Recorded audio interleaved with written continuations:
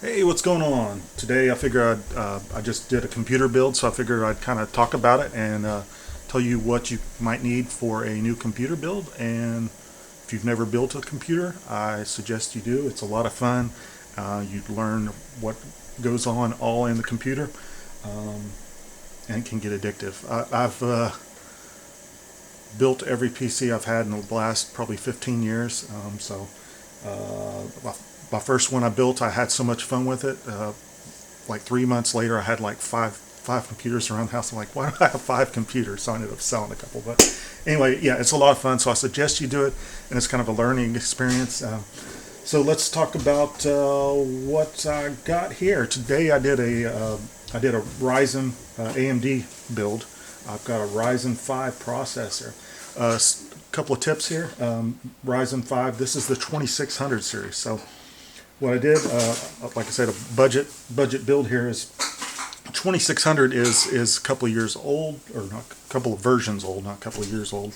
So you're able to get it a little bit cheaper. So it was $140 for the processor here. That's a pretty good deal. That's why I try to buy AMD over Intel. My last rig was Intel. The reason I bought Intel before was like 4 years ago, I believe. DDR4 RAM had just come out, and AMD hadn't released their Ryzen processors yet that would be compatible with the DDR4. So that's why I went with Intel last time. But I usually try to go with AMD. I know there's be an argument like AMD and Intel or whatever, but AMD is always cheaper, and I'm always on a budget, and I don't have any problems with the performance of it. It's usually very, very strong. So that's why I went with that. So let's go over next what I bought. So $140, and then I bought. I wanted to do a smaller rig. I like to do energy efficient. I would say I forgot to say that. That's another reason I bought this. This is 6 cores, but this is only a 65 watt processor, so that run a little bit more energy efficient. Went with a smaller Micro ATX board. This is by Biostar. Now, when you're buying motherboards, a lot of people might say buy a Gigabyte or buy an Asus or whatnot. I've had about every name brand, and I hadn't had an issue with any of them.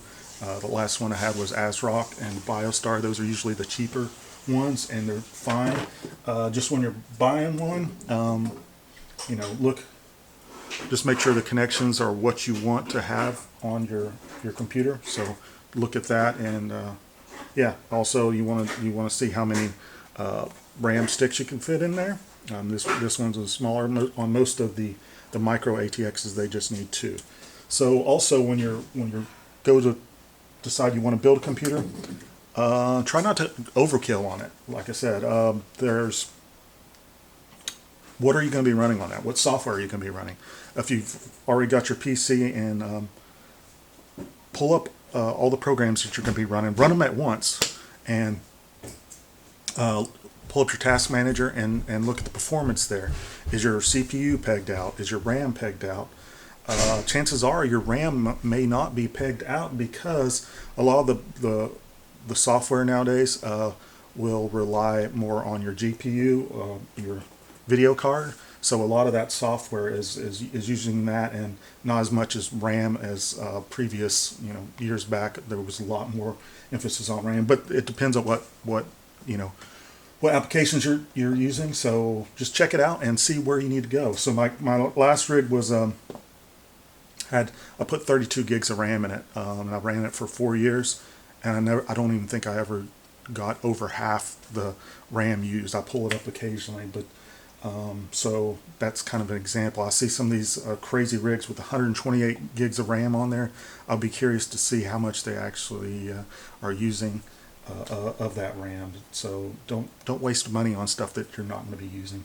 But what was pegged out was my processor when I tried it a few times, just running my video stuff. So this is a 6-core processor, so and it's actually a little bit more gigahertz than the last one I did. I had an i5 quad core.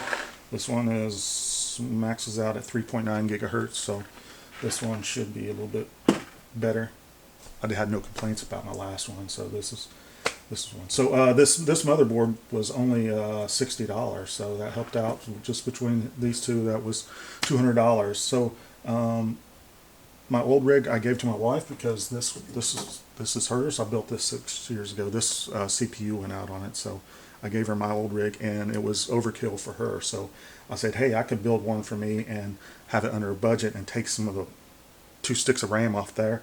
So I took 2 sticks of RAM off there. So I'm going with 16 gigs of DDR4 RAM.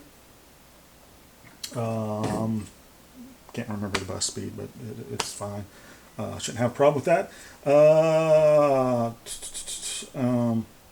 And I just took my old video card that I had on there. Now this is something that you probably need if you, like I said, a lot of the software now uses the GPUs, which is the video card. So you want to get a pretty good video card, especially if you're running 4K. When I got this monitor, I was running on my old rig. I had a video card, and it was only 2 gigs of RAM on the video card. And occasionally I'd have glitches on the screen. So when I switched over to this card, even though this card's old, I had no issues. So this one has 4 gigs of RAM. This is GTX 960. And same thing on this. If you buy something a version or 2 back, you could get it a lot cheaper. There's a lot of gamers out there that want to get the thing that just came out. So and these cards are awesome. Like I've had this one for 4 years, don't have any complaints about it. It's done an outstanding job. Originally it was $250. I bought it after it was like a year old or something, and spent $140 on it used. So you get these really cheap. So that's what I'm using there. As far as a case, I bought a Cougar case. This is my old one on my wife's computer. Cougar makes really good cases. I've had a couple of them. You can get them for like $40. So if you're trying to build a budget PC, I'd recommend one of those. I just used an my old power supply as well, and yeah, the rest is history. If you have not tried a 4K monitor to do your editing, photo editing or video editing, I highly recommend it. It's just a whole another world. You might pull up a photo that you had on, your standard 1920 by 1080 HD monitor and think it's okay, but then when you put it on this, it's almost like pixel peeping, because you could just see everything. You could see all that detail. So if you're going to build something, you might as well go 4K. Do it.